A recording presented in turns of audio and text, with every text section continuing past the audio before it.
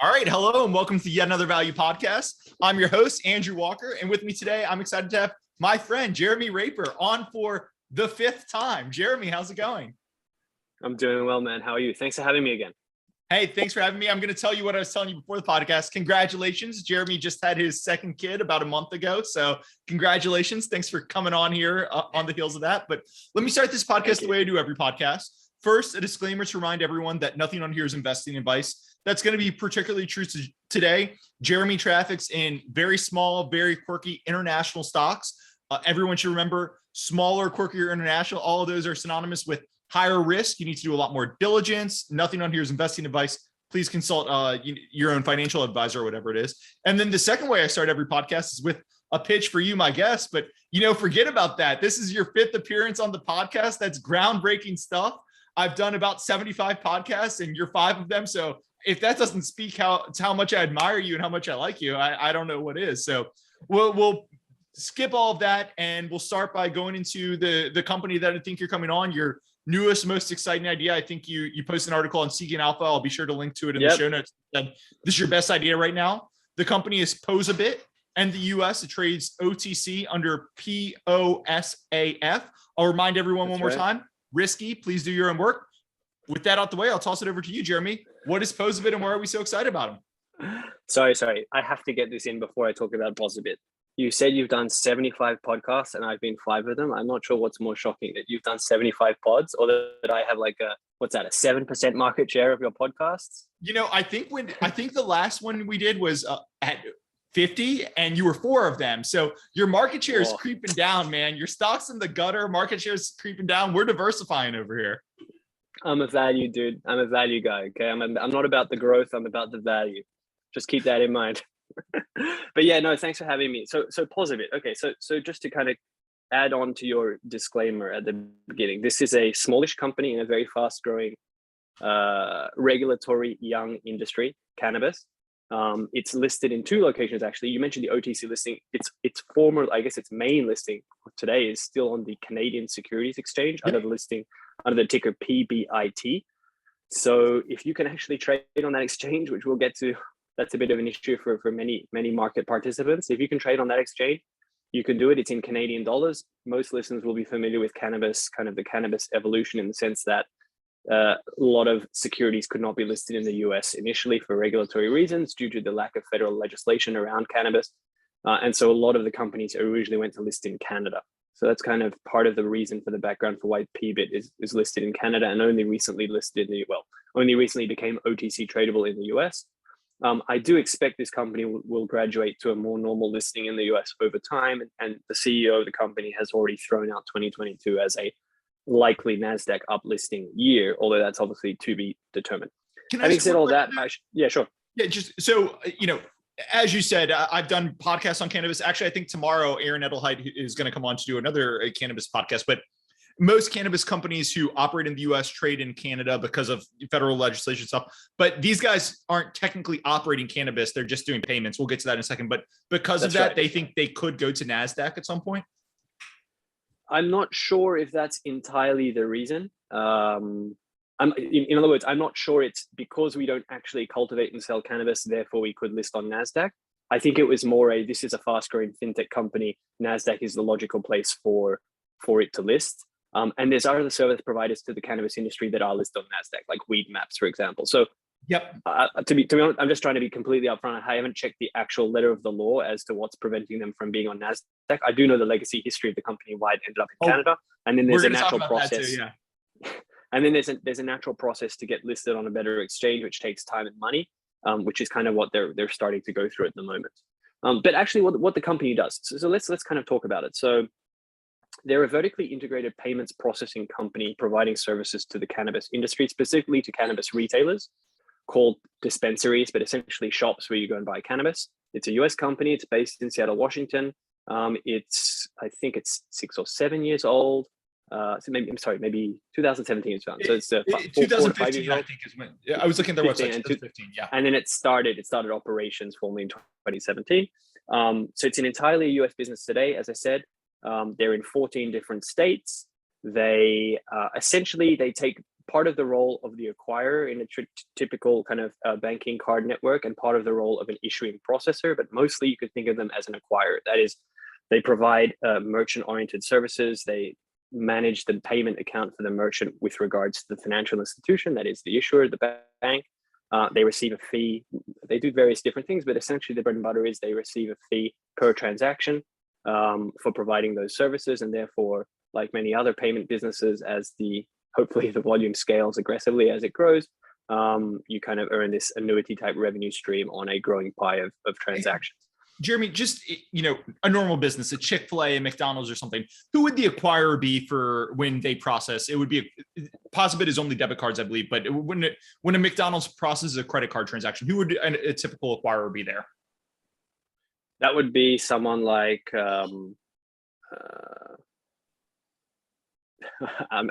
just blanking, but no, I haven't done retail. I haven't done retail in a while, but I think it would be like the Square, the Clover, that type of thing. Yeah. It would be a Square is like the vanilla quote unquote comp for this industry outside of cannabis space. So yeah, it could be a Square. I mean, there's actually a lot of them, right? But Square has obviously moved to a dominant position in recent years. So we'll go with Square.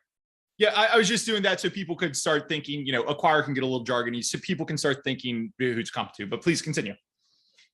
Yeah, so basically, I guess there's a few layers to the investment, right? So you have your overall kind of, the way to think about it is there's, on a macro level, there's kind of 2 or 3 layers. The first layer is how fast is the end market growing, right? So cannabis adoption obviously growing very quickly. You can look at your external consultants, but the market's been growing at kind of like a compound teens rate for the last few years. It's slated to be a 25 billion opportunity at the retail level this year. It's expected to grow at high teens for the foreseeable future. That's a function of continuing legalization by state. So right now, cannabis is legal in various forms, whether medical or recreational, in I think 39 states. So there's the ongoing expectation that over time you'll get to 50 states. Over time, you'll get federal legalization of cannabis, which most people realize is the big issue in the industry, that it may be legal at the state level in various states, but you can't actually transact across state lines. You can't bring cannabis from, say, Colorado into California. So it's essentially 2 different markets right now, and that has big banking and processing implications, as we'll discuss. So over time, you have this long tailwind from kind of retail growth and adoption. 25 billion a year now. This could foreseeably compound at 20% or more for many, many, many years. That's layer 1. But layer 2 is actually more interesting to a company like POSaBIT, and that is the percent of transactions in cannabis is so heavily cash today that you don't just get the tailwind from kind of the industry growth. You get this massive secondary derivative tailwind from converting cash transactions to card transactions. So if you think about it, in a typical retail environment, you go to McDonald's or you go to, well, even McDonald's is probably a lot more cash than other places, but you go to Zara or you go to H&M, you go to a department store, 90% of transactions today in the US take place by card, or let's say non-cash transactions, card or digital. And if you go to cannabis today, that number is closer to 10%, maybe 15%. Mm-hmm. So an interesting anecdote that the CEO of POSaBIT says is that day one, when they go into a store, immediately digital transactions go to 30%. So they get 30% of the revenue in the store day one. That's generally the conversion from an overwhelmingly cash to a slight adoption of card. So in the stores they're in today, it generally is around 30% doing card versus cash. But obviously you would expect, all else equal, that consumers favor plastic. And over time, the card percentage share of transactions the cash share of transactions will go down progressively, probably very quickly. And the card share will go up very quickly. And obviously that will be a tailwind to whoever is processing card transactions, which POSaBIT is one player. So you have the overall growth of the market very high. Then you have this conversion of cash to card or cash to digital, cash to non-cash, essentially. And that is going to be very high. And then the third layer is more like the company-specific opportunity, which is POSaBIT winning share from other payment processors, POSaBIT winning share from other POS providers, because they have a POS offering as well. We'll talk more about some of their offerings outside of pure payment processing. And so you have this kind of 3-pronged approach. The core of the investment is, if they don't even do that well on the third leg, which is the most difficult leg, and that is the win new business leg, even if they simply ride the wave of those first 2 legs, that is the growth of the industry and the conversion of cash to non-cash payments, from cash to digital or card payments, then this, in my view, this will be a home run, given the size of the opportunity and the valuation today. Perfect. Let's pause there. So I first quick question. So, I'm familiar with cannabis stores. I've been to one or two in the past, but I had thought they were all cash, right? So my first question, who else is processing card? It's only debit cards, not credit cards yet, but who else is processing card transactions? So to be completely clear there, and this depends on the state and it depends on the store. Okay. So it is a bit of a gray area, but essentially what you need to, in order to process non-cash transactions within a cannabis environment today, you need to have a relationship with state level banks, essentially state level banks, credit unions that are comfortable operating in an intrastate environment, right? Not within the aegis of the federal banking system. In other words, you go to a state, let's say you go to Colorado and you go to a local state Colorado bank, and they're happy to have a banking relationship with Colorado only dispensaries, and kind of like a closed network within the state, let's say. And so on that basis, you can do typical PIN debit transactions. You can do digital ATM transactions, what's called point of banking is the technical term for it. You can actually do credit card transactions via a two-step loop using cryptocurrency. So in other words, it is possible to walk into a cannabis store, use your credit card and walk out with cannabis. But what actually happens is you use your credit card to convert it into Bitcoin or Ether or whatever. And then that Bitcoin or Ether is used to buy cannabis products as a totally separate secondary transaction. You don't actually have to, in other words, all the credit card rails see is a conversion to Bitcoin. Then the Bitcoin is used to buy the cannabis. And the merchant ends up with Bitcoin, which is then converted back into cash, presumably, at some point. In other words, and then the credit card rails see another Bitcoin transaction. So that's the kind of on-off way to do a credit card transaction. And again, that's not very common right now. As you can imagine, it's clunky and expensive. And then the fourth option is you can link your bank account. So in other words, if you really wanted to, and POSaBIT provides this functionality, but it's pretty expensive and it's very cumbersome, so I don't think many people do it. You can do an ACH transaction where you give your ABA number and your routing number and actually essentially do an ACH rails transaction within the store to pay as well. However, to answer your question directly, the most common forms of payment today are what's known as point of banking or digital ATM, which used to be common in the casino industry as well. Essentially, it's handing over your ATM, giving them the card number, and then handing you back chips. So think of that, but doing it with cannabis instead. The problem is it's basically like an out-of-network charge. So in other words, basically your bank, the customer's bank, is going to look at that as an out-of-network transaction, therefore slap you with a big out-of-network fee.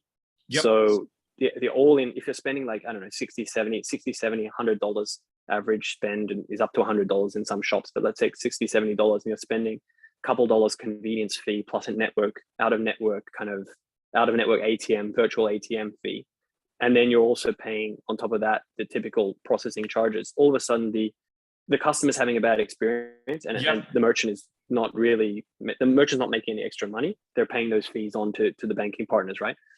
So the customer is paying more for the same service. So the industry seems to be gravitating more towards typical PIN debit to the penny, as it's called, which again is made possible on a state-by-state basis because people like POSaBIT do the heavy lifting of going to local state banks and state credit unions, underwriting the relationship with specific merchants, and basically forming a relationship that's totally compliant, totally above board at the state level, with willing partners. So I think that's very clear I think that's very important to make clear, because I think a few of the questions in your comment thread on Twitter were asking, are you sure that these banks know they're dealing with cannabis merchants or cannabis stores? And the answer is, of course.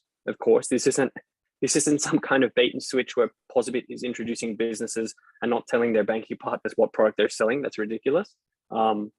Yes, they're familiar with these entities, with these dispensaries. They operate in the same neighborhoods, they operate in those states, and they're local banking institution.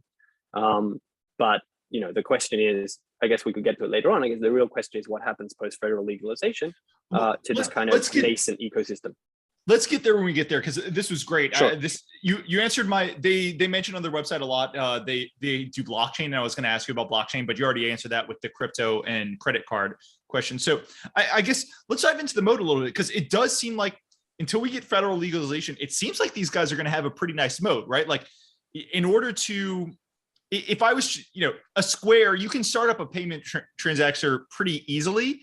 Obviously you need a tech guy and stuff, but it's not going to be too hard to get a bank to accept a bunch of transactions if you're just like processing close or something, right? Whereas for this, it seems like it's going to be really difficult. There aren't a lot of cannabis companies out there. So you're going to have to go, literally state by state, store by store, knocking on doors to sign up these cannabis companies. And then you're going to have enough size where you're going to go to the local community bank and say, hey, work with us, process payments for these 30 customers who are probably higher risk, all the KYC and stuff. So am I thinking correctly? Yes. Like it's probably now legalization is going to be an issue, but it's probably a pretty big moat in the meantime. Are there any big competitors here or anything? Yes, there are a number of competitors, but I think your framing of the situation is correct. So there's two regimes. There's the regime as it exists today, where despite the fact there's a number of competitors, it's also it's kind of a difficult market to attack. So there's two angles to that. First of all, the market is actually quite small. So if I just mentioned that it's a $25 billion opportunity. That's at the national level. If you consider US retail value as a few $1 trillion, this is irrelevant to someone like Square. Essentially, today it's irrelevant to a Square, it's irrelevant to a Pfizer, it's irrelevant to a Fidelity National, or some of the other bigger payment names. So it's obviously going to become more relevant, in 5 years' time or 10 years' time, and it will be attacked by bigger players. But for now, it's a very, very small market, and that's at the national level. And you actually have to break it down state by state, so the numbers get a lot smaller. Excuse me one second. No problem. Sorry, just a touch of the old COVID kicking in. I'm just kidding. I'm just kidding. But no. So the point is that's quite important. That creates the size of the market, creates a bit of a moat in itself because it's still very, very niche. Very, very niche. And that's important in protecting the economics. The second point is, you're right, the regulatory environment today is its own moat, and that will change in the coming years. The question, of course, is how long does it take and what shape does that change take? So it's a very different scenario to saying, press a button, federal legal safe banking act passed, all of a sudden you can bank cannabis transactions. Does that mean there'll be a free fall? And as you kind of alluded to, no. And the reason it was still a no is because it was most definitely still be classified as what's known as a high risk industry. So in the kind of payment processing and or credit card world, a high risk industry is one where, for whatever reason, the underlying business is deemed to be, the high risk of default, high risk of non-payment of obligations, and higher taint attached to it. Let's say, so for example, online pornography used to be, or still is, classified as high risk, even though it's a legal industry. Online gambling is obviously another one. Tobacco is classified in some, like dealing tobacco online. Some kind of online alcohol retail is also classified that way. So basically, the point is the economics derive from the risks undertaken by the various counterparties in the transaction. Who's underwriting the transaction? Who's taking the risk of processing these transactions? And that's less a function of legalization or non-legalization. Like, that's a big blanket term. That's more a function of the categorization of the industry. Is it a high risk industry, or is it just going to Zara and buying clothes, which is obviously a low risk kind of activity?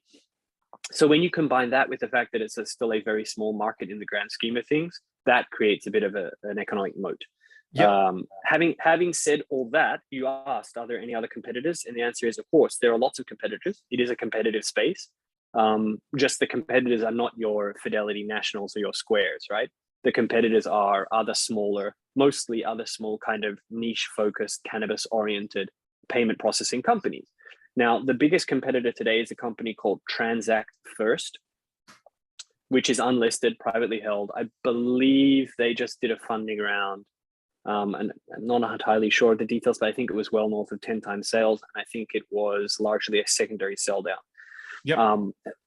Don't quote me on that because I haven't seen the deal docs. I only heard through kind of my network. So I think I do transcripts of the podcast now, so you're going to get quoted on it. I hate to tell you, there's going to be a transcript.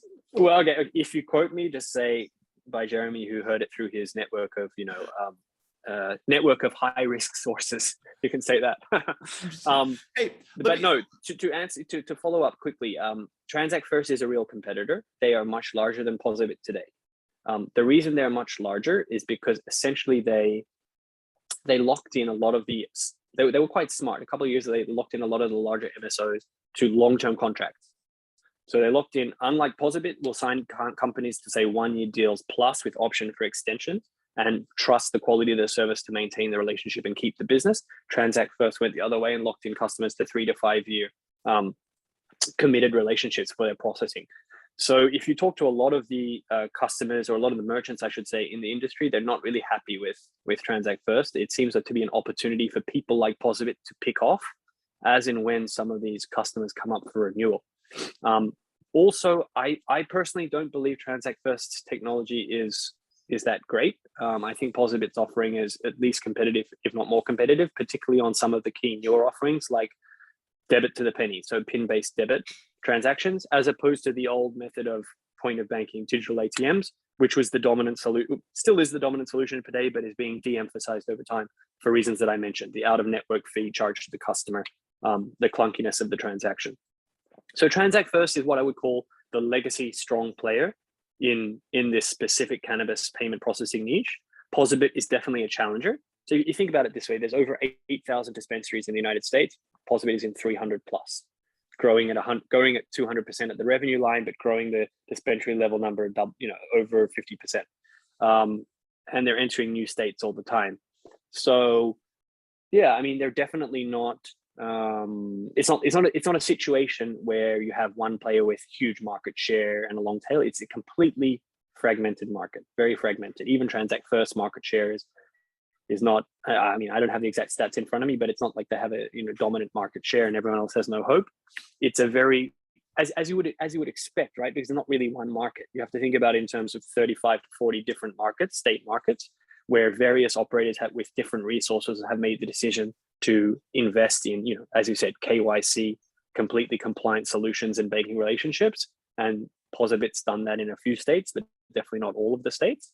And Transact First's done that in more states and has had a couple of better longer term relationships with what ended up being larger entities, but they're not, they're not like a DraftKings or anything like that.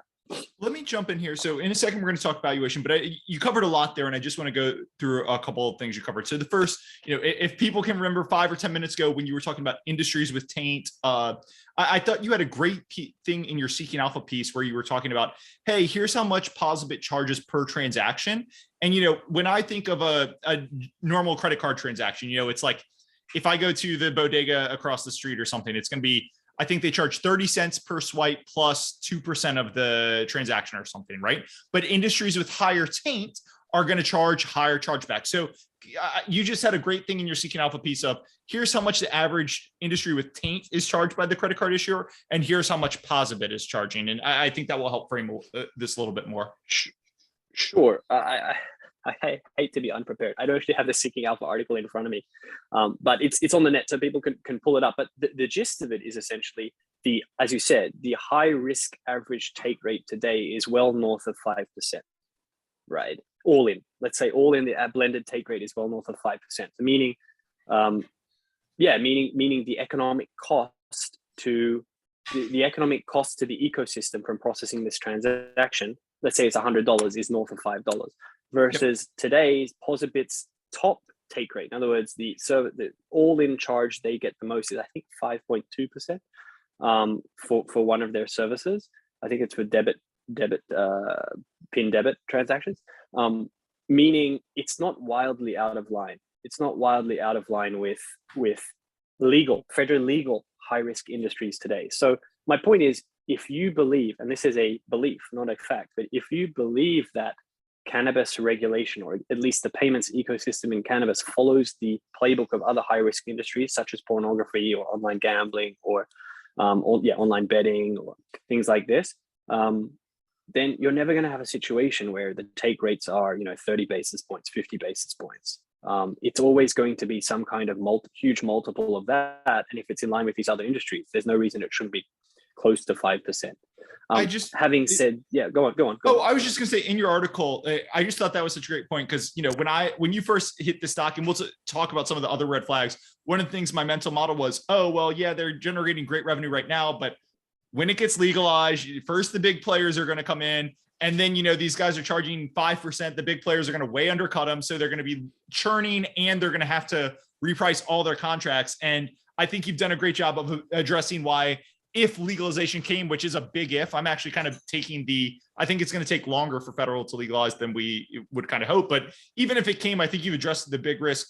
It's not going to all switch to Square in one day. And they're not going to have to go from 5% charges to 2% charges and, see their revenue get cut in half or something overnight. But were you going to say one other thing on this? Well, I think maybe I was, but I think what you raised is more interesting, and that is when Biden. It's really important to talk about the pace of federal legalization. Right, this is a key investment risk and a key kind of determinant of the outcome of the investment. So when Biden got elected, to kind of back up a little, why are all U.S. cannabis stocks in the toilet? They've been a massive underperformer. Your buddy Aaron, I'm sure we'll talk about it tomorrow. But essentially, there was this belief that when Biden was elected, it would be a free for all. We would move to federal legalization very quickly, and obviously with all the consequences for guys like POSaBIT and payment processing. Now, what's turned out to happen is all of a sudden, not only is federal legalization kind of still on the back burner, but even the Safe Banking Act has not passed. It got stuck in the Senate. Who knows if it makes progress? But now it seems as if the market is coming around to this view that federal legalization is at least 18 months away, maybe longer. Yep. And that could continue to get pushed. I've spoken with a lot of people who think it's not going to happen during a Biden administration. To be fair, he's probably a one-term president, so I'm not saying that's all that long. But when a company is growing 200% a year, you only really need 1 or 2 more years to make numbers work, especially at this valuation. That's point one. Point two is, and I guess it's the point you raised, the day the Safe Banking Act passes, the day, and that could be well before actual federal legalization of marijuana, but let's say federal legalization happens completely shortly thereafter. Amazon is not rushing in to sell cannabis. Okay, there's still going to be highly restricted. Think of it like alcohol or tobacco or anything. The actual point of sale opportunity is still going to be regulated at state level. You're not going to be, it's not as if there's going to be a free for all where cannabis is available everywhere and Visa and MasterCard are rushing to do cannabis transactions and all your typical payment processes that service traditional industries like Square is just diving straight headfirst in and undercutting everyone. It's interesting you mentioned Square actually, because I believe they actually entered the CBD market. And even though they have all this huge scale from their step function, higher volume business and their very fast growing traditional transactions business to normal industries, they're still charging from what I heard, they're still charging kind of 4 to 5% take rates on the CBD business that they actually tried to pursue. So It's not as if they went in there and the reason is simple. It's because, and by the way, CBD is legal, right? It's not cannabis, but the point is maybe I need to check the letter of the law, but maybe CBD is classified as a high risk industry. It may well be. And if that's the case, then the economics of the payment processor are still going to be dependent upon giving up portions of that take rate to other partners at higher risk levels, which means theoretically the take rate, obviously someone could come in and just use it as massive loss leader, right? But why would you come in and use it as a massive loss leader when the revenue pool is still de minimis in the grand scheme of things? As I said, $30 billion revenue even in a year is at the national level, right? Is the drop in the bucket for US retail. So it doesn't still, the point is the day after or even in the immediate aftermath of federal legalization, it's unclear to me exactly what is going to change very rapidly. You're still going to have a highly regulated industry. It's still largely going to be dominated by the states. The status quo will largely be maintained, although you will be able to transact across state borders, and you obviously will be able to bank the industry properly. That's a huge benefit. I just don't think because you're able to bank properly, that means 1, take rates get compressed, and 2, all of a sudden you see all these big boys just jump in to a still small market.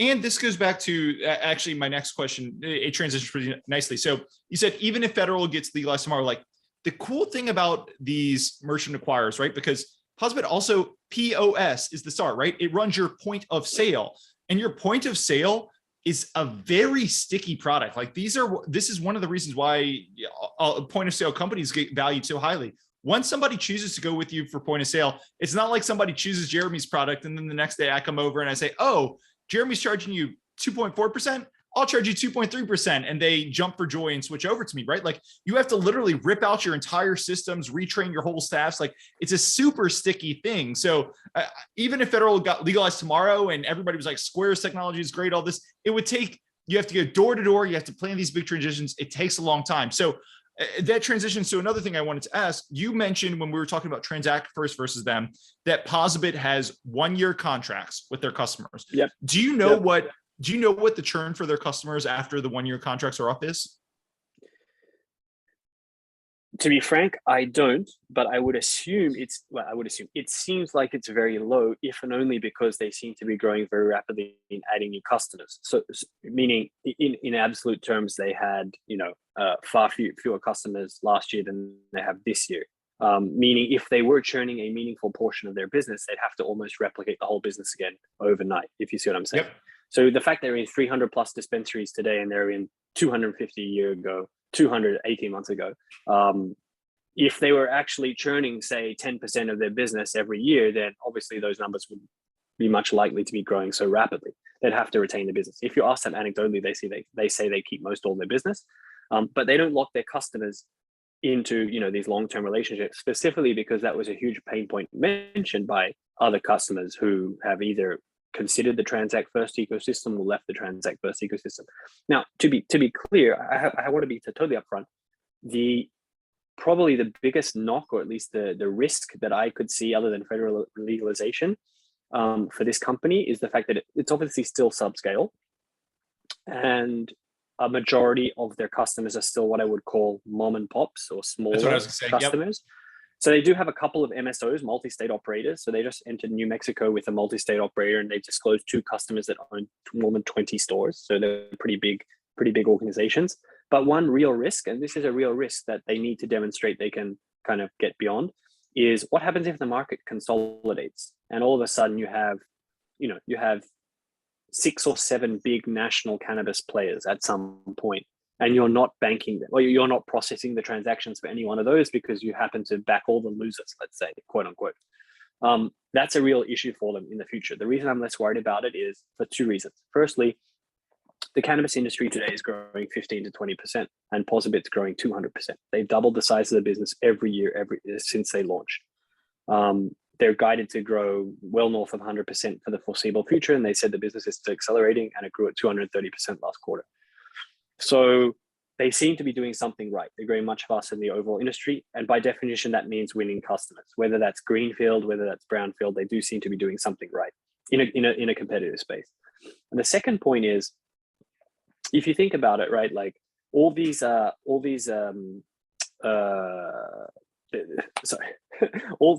multi-state operators who be locked into these transact first relationships, these are going to anniversary, right? So as these anniversary, and as they encounter more people like POSaBIT, and including POSaBIT, who can offer a full suite of products that I don't believe transact first can compete on in some of these other products that we'll talk about, I do expect there'll be some switching.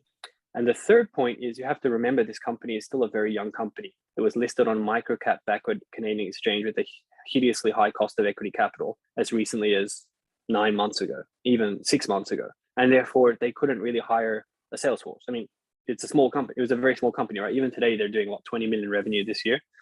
And that's up well over 100%, right? So it's a very small company. They didn't have the resources to hire the salespeople. So one of the things they're doing now that their cost of capital started to come down a little bit is they're investing in growing. So I think that, yes, they need to do a better job of proving they can win bigger clients. But I think part of that will come when they actually have the people to pick up the phone, to make the calls, to do the sales work, and to sell the product, which they've been a little bit hamstrung until now. Jeremy, I am so mad because I thought my big, all the research, I thought my big question was going to be, hey, federal legalization might not be the issue with Square. It might be that all the mom and pops get bought out, and get bought out by, there's a big private equity roll up, and, my old friends over at private equity buy up all the mom and pops, roll them all up, and they don't go with POSaBIT, they go with Square's offering, and that ends up kicking POSaBIT off. I thought I was going to get you with that, but you thought it through. The only other thing I would say, go ahead. No, I was going to say, I mean, look, it's how I think about it, but it's definitely a key risk. I mean, I think you're right. Like the real risk is this industry consolidates faster than the end market grows. In other words, their ability to acquire new customers is fast, but not as fast as these massive multi-state operators can consolidate most of the transactional volume in the industry. And all of a sudden it's kind of like a game of musical chairs. And for whatever reason, POSaBIT is not nimble enough, doesn't have enough capital, and cannot move fast enough to get a seat at the table. That is eminently a possibility. In that situation, or again, it's important the glide path, right? Before we get to that endpoint, I think it's far more likely they get acquired for their book of business. But it's a possibility, and that's definitely one of the risks within the investment. The other thing, and I might not be thinking about this correctly, but the other thing is like your big risk is private equity style roll up where, you know, a private equity company just comes in, buys out all the mom and pops and puts them on one standard operating procedure, right? Like very much like a McDonald's would, right? McDonald's owns all, doesn't own all the restaurants, they franchise them. They're all on the same systems though. But if you think about it, like cannabis retaileries, like it might just be like liquor stores where there's not really chains of liquor stores, right? Most of them are mom and pops and they're owned locally. I think a lot of people think cannabis might be different because right now the major guys are required to be completely vertically integrated where for the most part, they want to own, they want to grow and they want to own the retail front. That's not how it works in alcohol. That's not how it works in a lot of industries. It might end up that the major guys end up operating huge farms and then there's just lots of mom and pop shops selling locally, much like liquor. And if that's how it plays out, that plays right into POSaBIT's hands. You're saying yes and no. What do you think? I mean, I would love if it played out like that. I really would. Aaron, you can ask Aaron about it tomorrow, seeing as you're talking cannabis with him later. I think honestly, being completely realistic, I think it would more turn towards consolidation. But I'm pretty comfortable with that outcome. Like as I said, ultimately you have to back the management, you have to back them to execute and win bigger clients. And they've already have a number of multi-state operators. And as I said, now that they have a proper sales force or are getting to that point, I think they can go after bigger clients. And I think that'll happen. So yeah, I mean, it would be great if mom and pops stayed around and carried the flag for small business in the United States via the cannabis industry. In reality, I think big box corp tends to win, and they just have to prove they can compete, and they're on the way to doing that. And I don't think the valuation accounts for any of that by any stretch. So I think that's something always to keep in the foreground as we consider the investment, and to make sure we grade them on that in the coming kind of 12 to 24 months. You know, maybe we need to launch a liquor store roll up. Maybe that's what we need to do. Because if they're going to win in cannabis retail, we could do the liquor roll up. But let's talk valuation here. Sure. You know, POSaBIT, you mentioned hyper growth company right now. What you've got, people can refer to the Seeking Alpha article. Again, it's going to be in the notes to see. You've got some nice charts and stuff. But let's just talk a simple valuation. Yeah. What are you paying for POSaBIT right now? Sure. So I think the stock is like $1.85. So I always look at the Canadian line just out of habit because I think that's the main listing. The volume is probably a little bit higher in the US line, but I'm talking about in the Canadian dollar stock price, but everything else will be US dollars. So I adjust with the FX. So at $1.85, I think it's about a 215 million all in US dollar EV, enterprise value. It's basically net cash neutral. I mean, they have like maybe 5-6 million of cash. And there's a lot of warrants. Excuse me. We're back. There's a lot of warrants outstanding. So, you know, as those warrants get converted, they get some cash in the door. But basically, an all-in EV. Oh, they're struck very low. I mean, a lot of the warrants are struck at 30 cents, 40 cents kind of thing. So they're all in the money. And those kind of get habitually converted, which is why there's been some volume in the stock, I think. Early investors kind of cashing out, whatever. So yeah, the EV today is about 200 million, maybe 215 million. And I think they're going to do north of 50 million revenue next year at a mid-30s gross margin. We can talk about the profitability build if you like. This year, I think they're going to do close to 22 million revenue. So it's about 9 times revenue this year, but 4 times next year. So I think they're going to grow again 130% at the top line next year. So yeah, if you think about it, as I said, this company's kind of doubled its business every year of its existence, and it's going to grow this year top line at 190%.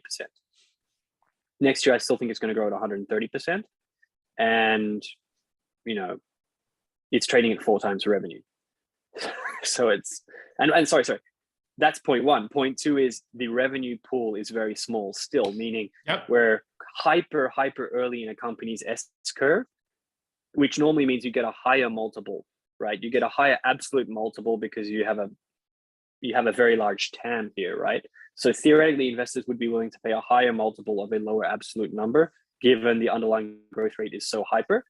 But actually, we're paying a far below sector median multiple for hyper growth. You said far below. Sorry, go ahead. No, I was just going to say, I do think there are real earnings here, right? So I use revenue just because I'm a value guy, right? As you know, everyone knows I'm not a hyper growth guy.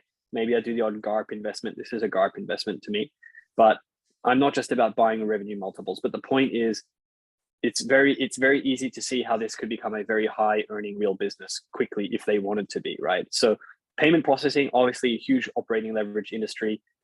More volume goes through the same infrastructure, same fixed investment, drops mostly to the bottom line. In POSaBIT's specific case, company has guided to 30 to 32% gross margins this year, but there's a very clear glide path to getting those margins to mid 40s. And this isn't probably going to happen next year, but could easily happen. If they wanted to flick the switch and get there in the next 2 years, they probably could, just depends on how much they want to invest. But basically, their top line take rate, as we discussed earlier, is a bit north of 5%. I have that coming down a bit for various reasons, but essentially it's north of 5%. But of that 5%, they give up a lot of the economics to partners right now. So for example, they give up a lot of the economics they share with the issuing bank in return for help, doing things like KYC, underwriting the merchants, helping them with the back-end infrastructure. Then they also give a lot of that economics out to other partners. So they outsource some of the services, which they're forced to do because they were so small. And also because, as a small niche cannabis payment processing organization with, as recently as 2019, they only had a few $1 million in revenue, right? It wasn't clear that banks would want to deal with them. So they had to bring in larger players to help build those relationships. But obviously, as you grow, you can bring some of that in-house. And obviously the take rate that your partners will take, in other words, the banking partners will take, is very clarified and will drop as volumes grow. So actually the CEO has said this on a number of calls publicly recently. He basically said, as soon as the gross transactional sales number gets above 500 million, you get a margin kicker back, a rebate, in other words. And as soon as you get above $1 billion, you get another margin kicker. And he actually quantified this by saying, look, as soon as we get above $1 billion run rate gross transactional sales, you could add as much as double digits to our margin profile. And that was when the margin was 30 to 32%. So that's basically how you get to low 40s.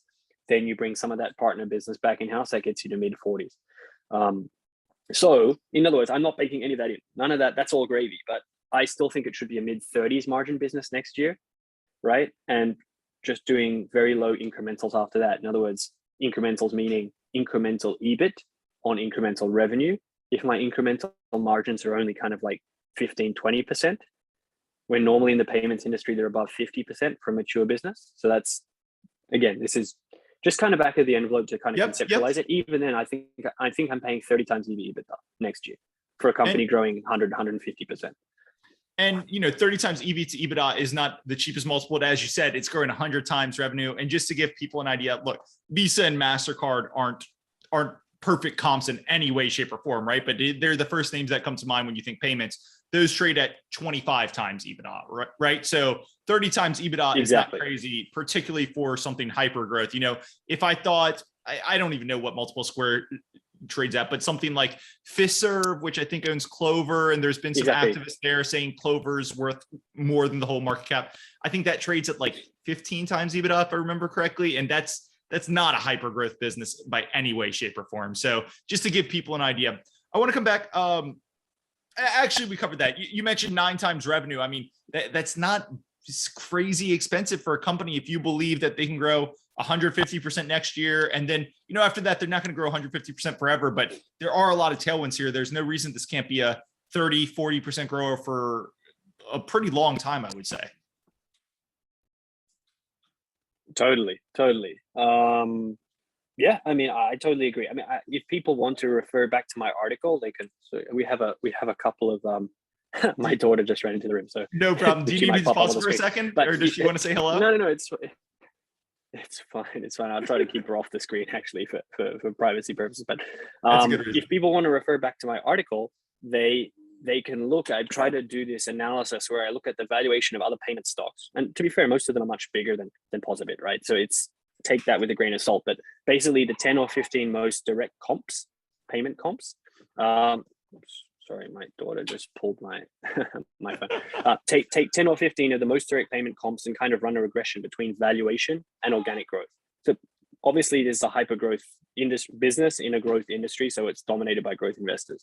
And what growth investors normally look for is what they really solve for when they value these companies is growth versus valuation. So there's a very high correlation between the multiple accorded, so the EV/EBITDA multiple accorded to the company, and its organic growth rate, like 90% R squared. So basically correlation almost one. And if you run that regression and you look at POSaBIT, this stock should be trading already at over 3 times where it currently trades, given even if you assume growth normalizes to say 50% for the next few years, which again, very simplistic, very kind of, what's the way to put it? Unsophisticated, kind of quick valuation math, but just to kind of give you a sense of the potential relative valuation of this versus other similar kind of hyper growth, or even some of those things are growing, teens, right?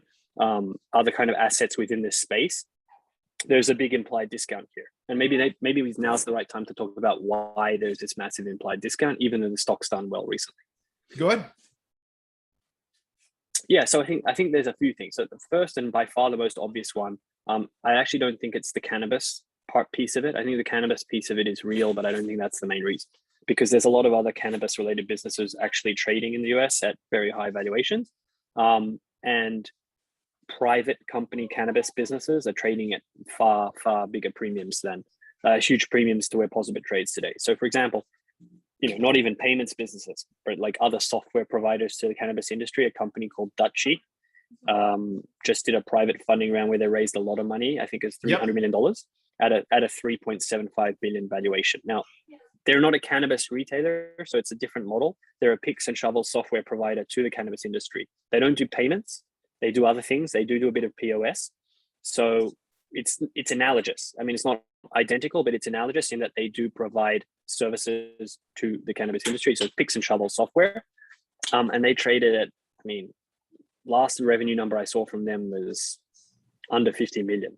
So, this thing's trading at some astronomical valuation.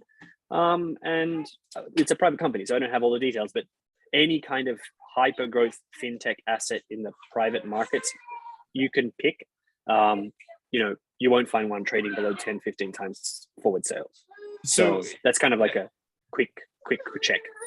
So the question is, why does POSaBIT trade at a discount? And I have a feeling it relates very much to the last red flag I wanted to talk to you about. They came public by an RTO over a reverse, I call it a reverse merger, I guess RTO, reverse takeover or something. But that's, any investor who's spent a lot of time in the public markets knows an RTO is an immediate about the biggest red flag you can get. So do you want to discuss that? Because I think that's where you were driving for the valuation multiple. Absolutely. So as in a lot of other previous Raper Capital investments, I guess, kind of to touch on a topic we might come to. Let me pause for 1 second. One of the Raper Capital investments is a Polish trash company that may or may not allegedly have ties to the mob. So Jeremy is willing to go look at things with some hair on them. Just I had to throw that out there. Yeah, that's an interesting company. We can talk about that in a second. But so there's invariably what I look for is a bit of legacy hair, or kind of.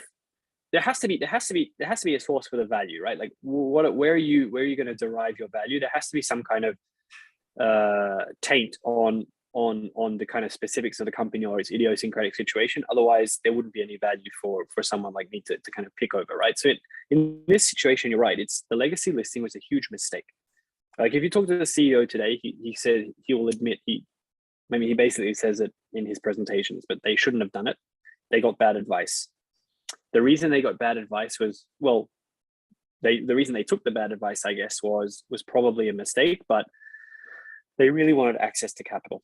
They thought even if they did an RTO, reverse takeover, and ended up on an exchange, I think they were sold something that ended up they weren't. They thought being listed meant being listed. They didn't realize that being listed in a certain geography or exchange is really not being listed at all. And that's what it ended up being. So they ended up listing on honestly, I had never even heard of this exchange before I found this company.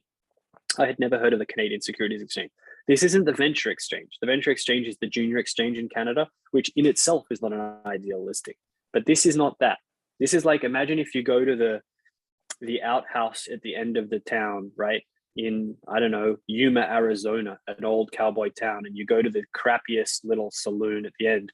And then you keep walking and you go past there to the kind of the ramshackle hut at the very end of that street. Kind of, if anyone knows what I'm talking about, I'd be surprised. But this is the version of that from the financial exchanges point of view. haven't never looked at any other company listed on this exchange. I doubt many other investors have. It really is a total backwater, financial services backwater. And they should never have been on this exchange, especially with this exciting story to tell. On the other hand, I would never have the opportunity to own this stock if it was listed already on the venture exchange even, or let alone a US exchange. And you can see that, and you know that's a factor, because as soon as they listed on OTC, the stock started going up, right? And we're talking OTC in the US. We're not talking a proper market over the counter in a proper geography.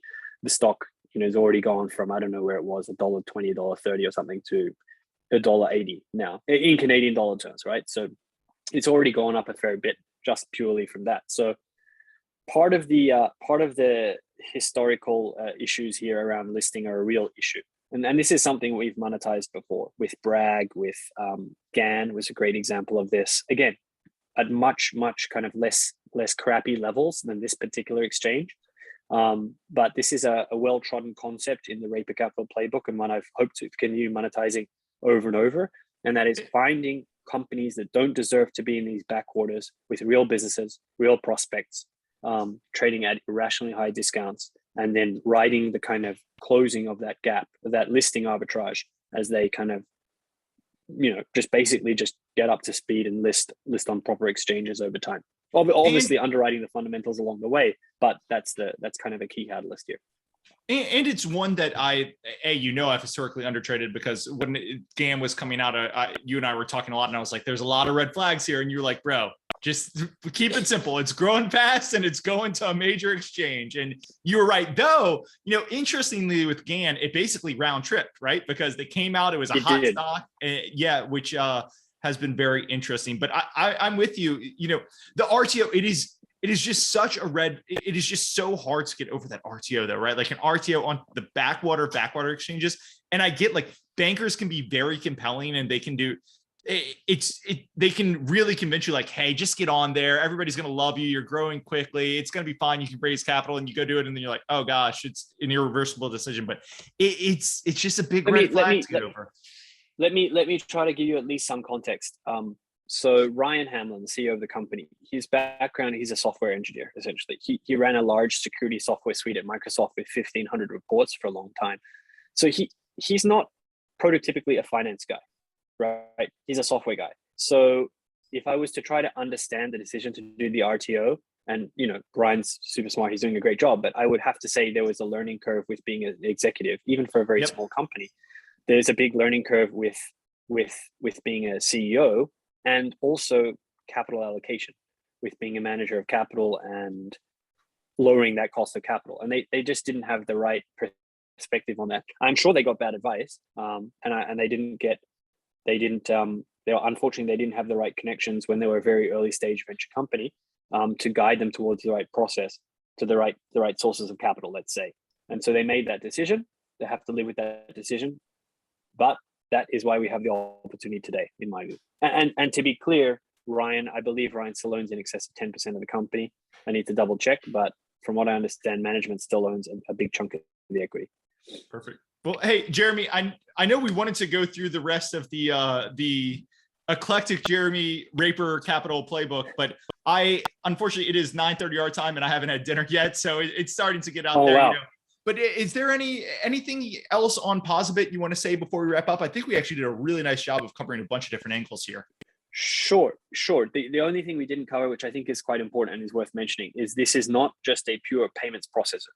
In other words, they are trying to build a vertically integrated operator. So if you look at their P&L today, or the revenue breakdown, you'll see they already do POS. So they do have a hardware offering. They do have a POS offering. They do have this somewhat innovative solution in that they have handheld POS capability, which Transact First doesn't have. So the guy selling you the weed, the cannabis, what's called a bud tender, can walk around the store with his little handheld POS and take your payments within the store floor. Kind of like an Apple Store kind of. For anyone listening, anyone listening who's interested, go look at their website. I looked at their website and I watched some videos. It looks like it. When you see the POS, it looks exactly like a company running the Square stuff and the handheld technology. It looks really cool. Like, it is up to speed. You would think a real serious tech company built this stuff from the video. I'm sure the video is a little bit spruced up, but it looks really good. Yeah, no, I think they're doing a good job, and I guess the point is they're trying to build an ecosystem where it's not purely about the payments. To your point about someone bigger coming along and cutting them out or rolling up all the payments for one entity. They want to entrench themselves within the merchant's ecosystem, right? So POS is part of that. They've Customer also done loyalty. They've got some customer loyalty stuff in there. Yep. Exactly. And they're expanding their offering. So they're trying to do B2B services for the merchant as well. Outside of the pure customer facing portion of the business, they're going to, apparently the next thing to tackle is B2B payments and B2B services.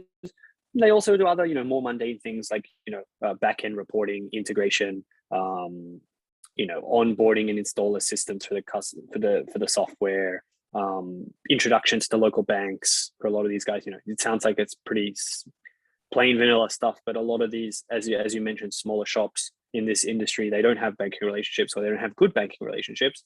So they do a lot of that. And that's actually a revenue generator as well, because they can get kickbacks from the bank for those introductions. My point is they're trying to build out their offering from pure payment processing to these other value-added services and to become vertically integrated. And they're well on the way to doing that.